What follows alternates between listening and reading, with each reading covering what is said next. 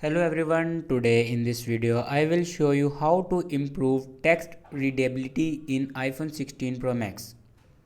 So first of all, before watching this video, don't forget to subscribe the channel and also press the bell icon. So let's start the video. First of all, open settings and then click on display and brightness. And here you can see the option text size.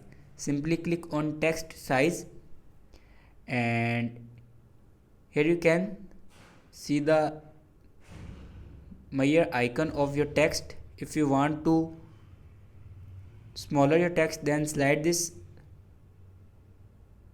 to right side, and if you want to make your text larger, then slide to right side and your text will be large. And then go back and here you can see the option bold text. Simply click on bold text. Your text will be bold. So this is the way to improve text readability in iPhone 16 Pro Max. Thanks for watching this video.